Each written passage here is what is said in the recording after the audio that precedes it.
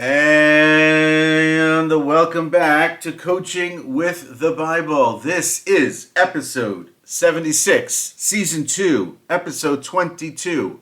The Torah portion this week, Vayakhel, the second to last in the book of Exodus. Our topic this week, talent. I want you to think about for a second an incredible job opportunity. What one might call the opportunity of a lifetime if they were a member of the people of Israel in the desert after receiving the tablets at Mount Sinai. God has determined that it's time to build for him a home among the people, and he commands the Jewish people to build the Tabernacle, the Mishkan, to put certain vessels and items inside to make it look a certain way, to make it portable, to make it holy, to make it sanctified. Someone is to be tasked with the role and responsibility of that project. So we're looking for a project manager. The role of leader is taken. The role of high priest is taken. The next, quote-unquote, best opportunity is this one. So I'll ask the question. If you are the HR professional tasked with finding the person to do the job of building the tabernacle and all of its vessels and all of its things, who are you looking for? I would imagine that you're not looking for a 13-year-old kid who just left Egypt after having been born into slavery, having spent all of his waking moments until the last 3 months in the house of slaves. And yet, the person the Bible chooses for us this week, the person that God chooses, that is told is the person to be doing the task, mentioned last week, mentioned again this week, is none other than a gentleman by the name of Bezalel of the tribe of Judah. According to the Talmud, he is 13 years of age. Imagine that moment when Moses is told by God, I have the person to do the job. This is a massive responsibility. Moses is concerned who's going to do this job. And God says, don't worry, I have the guy. That's the guy. Bezalel. Moses turns and looks. He sees Bezalel has just celebrated his bar mitzvah. He is now a full-fledged adult male among the people of Israel. He's barely a teenager. He can't drive. He can't drink. He probably doesn't shave, just to be sort of a little bit jokey about it. And he's the guy. Would Moses be astonished? Would he be surprised? Would it be his first pick? Maybe Moses knows something about this person.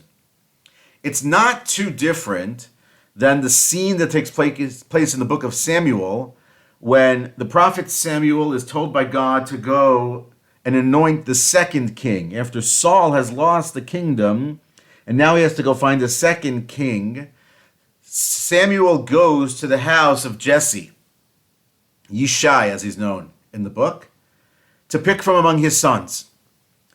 Imagine his surprise when it ends up being the last son, David, who does not appear to be the image of a king, who he is to anoint as the king.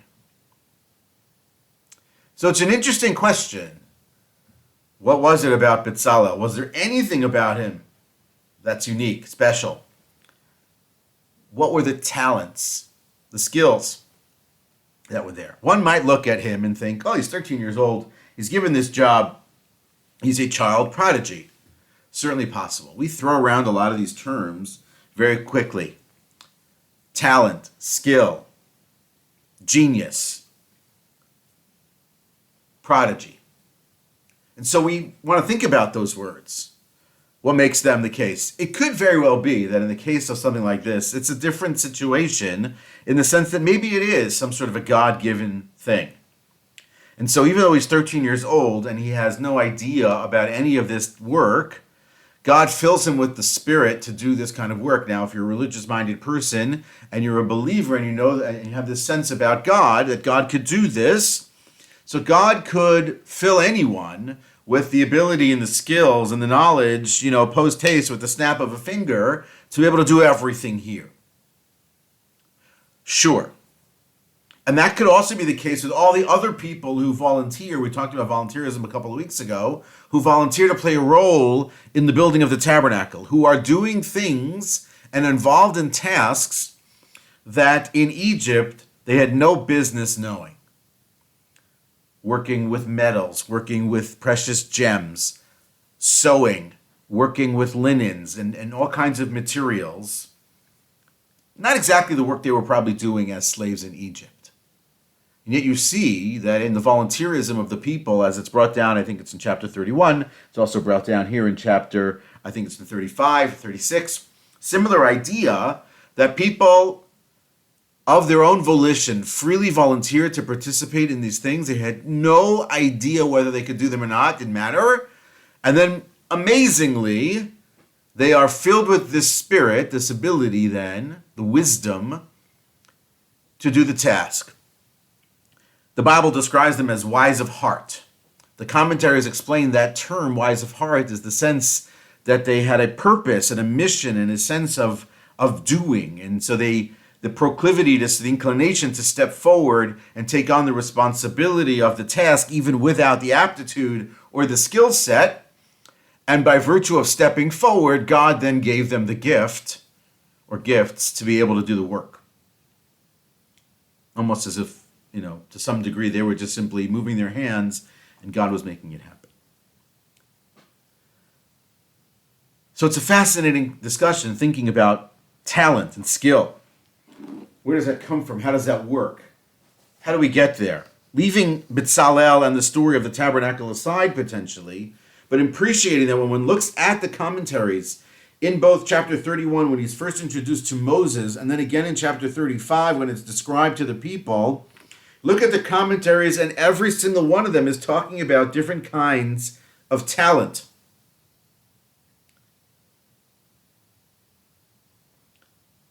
Nachmanides, Rabbi Moses ben Nachman, Ramban as he's known, explains that Moses is to look, God tells Moses he is to look and see that amazingly among people who had just spent all this time, decades, generations as slaves, that they would find someone with the wisdom and the ability and the skills to work with all the metals and all of the wood and all of the weaving and all of the linens and all that other stuff.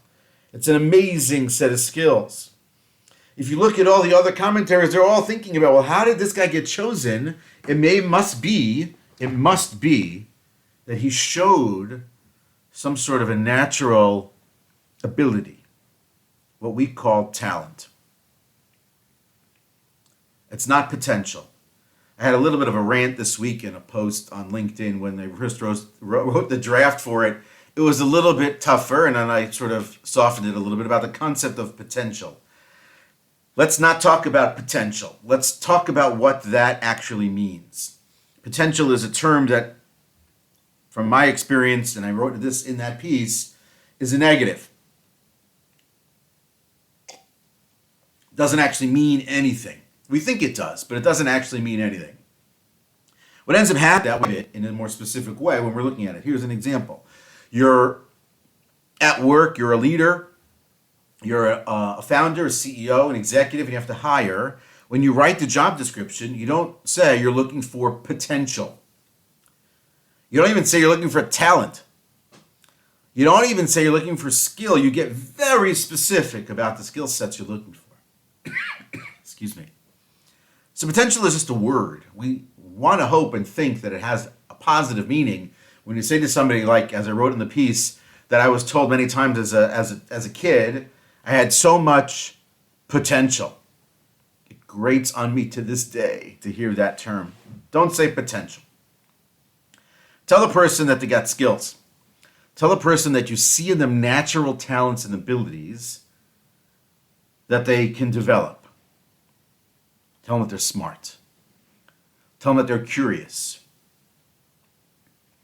Don't tell them that they have potential. doesn't mean anything to a person when they hear that term. It's not enough. But when we think about talent, and we want to think about what talent is and how talent works, it's a very important, very powerful thing, because sometimes we see that a person has talent, they have some natural ability, for lack of a better definition, and that's what a lot of the dictionaries will determine and define talent is some sort of natural ability that simply is there with a person for no reason, almost effortless to some degree. And so it's great, and to say, oh, that person's talented. Like that athlete, well, they're talented. They're a prodigy, they're a genius. And to some degree, there's some truth to it, but more often than not, we use it as an excuse to free ourselves of the burden of our own talents, and skills, and abilities. It's unfortunate. And so when one goes on the search for real definitions of these terms like talent, to really understand what that is, and we want to think about natural or innate ability versus developed skills over time, and you read the literature on the subject, it's fascinating. In a book called Peak, Secrets from the New Science of Expertise by Anders Ericsson, who's a PhD professor at Florida State University, this book was written, I think, 20 years ago. He basically says the following: in the long run, it is the ones who practice more who prevail, not the ones who had some initial advantage in intelligence or some other talent. No matter the skill, it is persistent practice that leads to reaching the pinnacle. It is not simply having natural abilities. It's not even having natural skills. So a person picks up a screwdriver for the first time, has incredible aptitude with it. Person sits down at a piano the first time and somehow manages to tap out a song the first time they play. That is not indicative of anything. It ultimately comes down to practice. He doesn't necessarily buy the idea of innate talent leading to expertise or leading to some sort of very high level. In his studies on the matter, he is, by the way, the person from which the idea of 10,000 hours of practice comes from. It's from Anders Ericsson. So his initial studies with violinists, 10,000 hours of practice was the number for the highest performing group among his violinists. That group did more than 2,000 hours more than what one would call the good violinists, and more than 6,000 hours more than those who became violin teachers. Meaning that it was the extent to which they practiced. We'll get into more about the practice in just a second. But there were no exceptions. Meaning nobody who did very little amount of practice achieved the highest level of performance. Didn't happen. And in fact, he says that to attain excellence, it's really the idea of 10 years and 10,000 hours. That's then what Malcolm Gladwell made famous in one of his books about the idea of 10,000 hours of practice. That comes from Anders Ericsson, who ultimately, again, has this idea that innate talent is nothing. And it cannot happen, he writes, on autopilot. Meaning that person simply just, practices the same set of skills over and over and over again. They'll just get better at those skills. They're not just going to get better overall. And it doesn't happen on autopilot simply by just sort of going through the motions. If the person, he writes, is not operating to improve, then they don't improve. And then only by working on that which they cannot do they then improve overall. That is to say the following. If you are an athlete, let's say you play basketball, if you have figured out how to dribble with one hand, you will not become an expert basketball player by continuing to just be able to dribble the basketball with one hand. It's then learning how to dribble with the other hand. It's learning how to pass and to shoot, to do all kinds of different things in the game itself. So autopilot practice of the same thing that you're good at is eventually not worth much. It's only by working on the things that you are not good at you actually ultimately improve. So if it's the case maybe in the desert with the people of Israel, maybe when they started to spin and weave, they made a couple of mistakes. Maybe. We don't know. But the reality of it is is that it would take time until the person got it right. It did take them some time to ultimately finish the project. Again, we don't have any sense or any idea about any mistakes that were made, but that's the idea. So it's a concept here then of what's called deliberate practice. I've talked about deliberate practice before, and in an article on the Harvard Business Review called The Making of an Expert, they talk about deliberate practice. And deliberate practice is two things. It's improving the skills you already have. Obviously, you want to get better at what you're good at. And then extending the range and the reach of your skills, obviously, to the things that you are not good at. And so by continuing to then go through the actions and the work on the new things, does your game improve? And then there's a synthesis that comes from the skills that you acquired initially, with the skills that you're working on now, with the skills that you're just touching the surface on that are coming at a later point. They don't all come at once. It comes over the course of time. But it's not just deliberate practice. The article then talks about the concept of deliberate thinking, deliberate planning. The idea that I have to also think about what I'm doing, when I'm doing it, when I'm practicing it, when I'm working on my skill set, on my quote-unquote talents. Otherwise, I'm not doing anything. And so I'm paying attention to the motions that work, and then that's what I'm repeating. And that's the muscle memory that I'm trying to build, is on the skill set that actually works. And so what's happening here is, whereas Professor Erickson doesn't buy the notion of innate talent, Scott Barry Kaufman, who wrote an article in The Guardian in 2013, talks about the idea that there is, of course, in his opinion, and others as well, certainly, that there's a genetic influence in the abilities or the innate sense, quote unquote, of those skills. But as much as it's genetically influenced, he writes, it's not genetically determined. That is that same point. Talent is developed through the interaction, as he writes, the interaction of genes and environment. It comes from practices that are complementary and not at odds with each other, right? It's very important to sort of appreciate that I can't take the last skill that I need to be a superstar and start working on that now.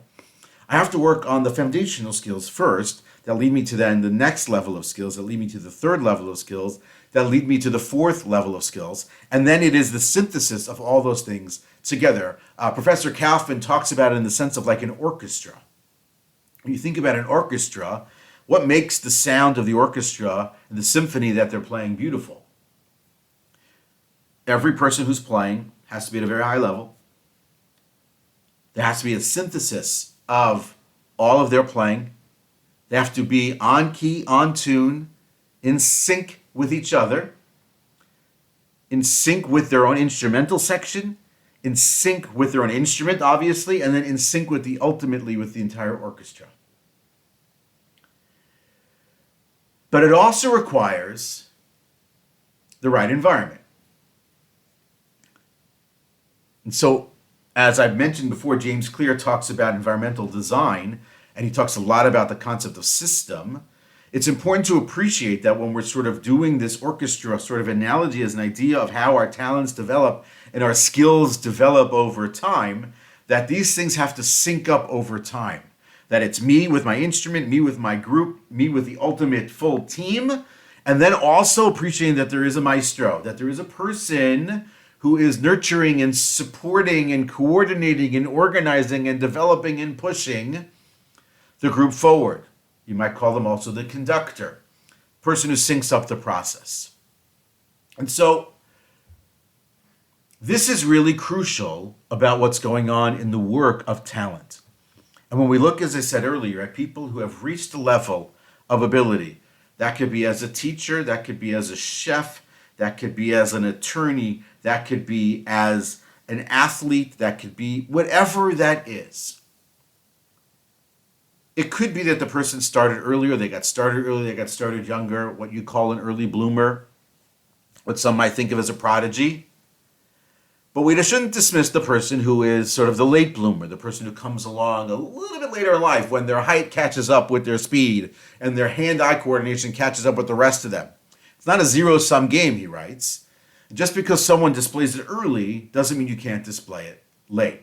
And to think about it in the manner in which Angela Duckworth talks about it in her book, Grit, and writes about it and talks about it in other places, is the idea that talent isn't something necessarily purely just something, an innate thing.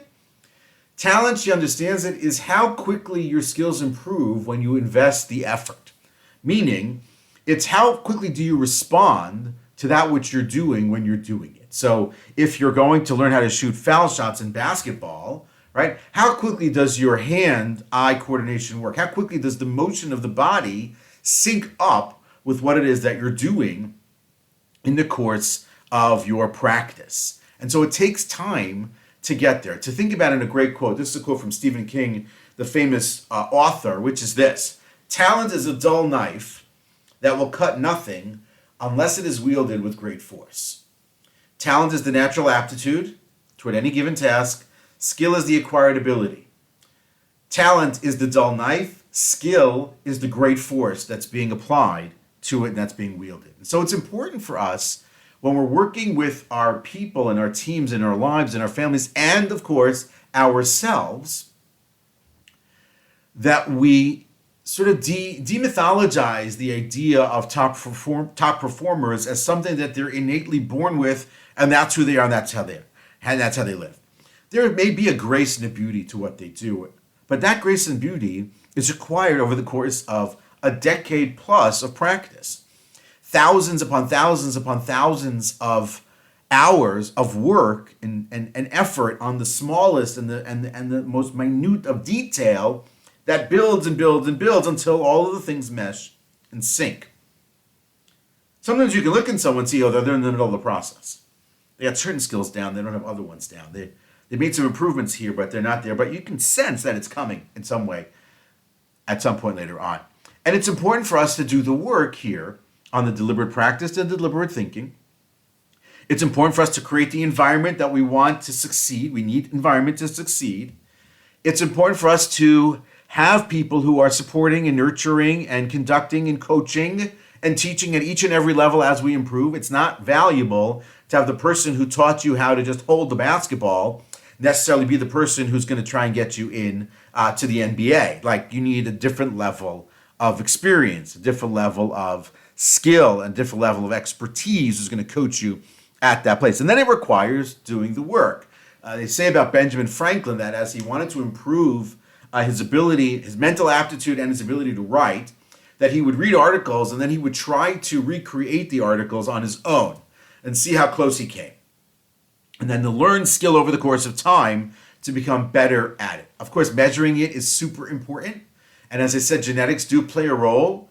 Some people do get there more quickly. There's no question that that's the case. And there's no question that getting to an expert level is multifactorial. It's not just one thing. It's many things happening at the same time. And so the question then becomes for you as the leader, whether that's, again, in your home, in your business, in your life, in your community, is then how do you then go about developing those talents? How does Moses go about developing a Bezalel? How does he go about getting other people to volunteer their time and effort and skills with things that they don't know how to do? How does he find those people? We see it a lot at work, wherever we may be, that we get it wrong. It happens. We get it wrong. And so the question is, like, how do we get it right? How do we get it right more often? So in another article, of course, in the Harvard Business Review, which is what I quote a ton in here in Coaching with the Bible, they put out a sort of a set of principles. And it's not what we normally think about with respect to hiring. Normally we write a job description and then we look for resumes that match the job description. And that is not enough. One, think ahead. The idea here is not just to think for now, but think about skill sets that people have. You're looking for talent. You're looking for skills, right? You're looking for ability. You're looking for maybe measured results. Take those with a grain of salt. But you're looking through your talent strategy over the course of time. This job leads to the next job, leads to the third job, leads to the fourth job, leads to management, whatever that is. Think it all the way through. We talk a lot in here in Coaching with the Bible about thinking things second and third level down. That's also true with respect to hiring. You also want to focus on the right traits. So not just a resume and not just past performance. You want to look out for seeking, what are called foundational traits, what others might call the soft skills. sort of the sense of EQ, emotional intelligence, the drive, learnability, coachability, what I've talked about here and I've learned and I've shared with many others here, which is the idea of humble, hungry, smart, the Patrick Lencioni approach to hiring. Humble, hungry, smart. You want humble people, you want hungry people, you want smart people. And then you want to think more inclusively. We're not looking just for people who look like us, smell like us, sound like us, have the same experience as us. We want to find people who are wider and more diverse than us, who maybe have a different background than us. And so that their eyes and the new set of eyes that they might bring to a situation as a leader, as a talented, skilled professional, might be very, very valuable. And you also obviously want to be data-driven. Don't just go on the gut. What does the math say? What do the numbers tell you about what it is that you're trying to accomplish? And how many candidates that might be and who that might actually be. It's a lot going on here in the talent conversation. There's a ton to really talk about. And then it's really upon you to make those people better. The role of the leader, the role of the manager is to serve the team. Coach them, teach them, encourage them, and then get out of the way. So it's important for us to appreciate that the sense of talent development, or talent management as it's called, is really the sense of people management. And it's not just simply looking at potentials, as I said. It's looking at developed skill sets. It's looking at future skill sets that are already innately in the person, quote unquote, I'm going to use that word, quote unquote, innately here, that are there, that you can see, that you believe based on past experience, that this person can also develop. Those things are there, they're internal to the person. The question simply is the person's interest, drive, stretch, push to actually develop those things. And so what it is in the end of the day is the following thing. It's a great quote to sort of end off Coaching with the Bible with. It was said by Irma Bombeck, who was a writer in the US in the 20th century, many, many articles, a lot of different kinds of books. Most of her books ended up being bestsellers, and she said as follows: "When I stand before God at the end of my life, I would hope that I would not have a single bit of talent left and could say, I used everything you gave me." It's not the potentialities, and it's not the things that might be. It's the things that were there, the things that I learned and appreciated about who I am and what I can bring, that I brought it all, every single ounce of it, and left nothing on the table to remain behind. That is the sense of not just sensing skill and talent and possibilities, but actualizing them and bringing them about and telling yourself, these are the things that I can actually do. This is what I can actually accomplish in the world. This is what I'm set out for here. That is Coaching with the Bible for this week. Look forward to seeing you next week.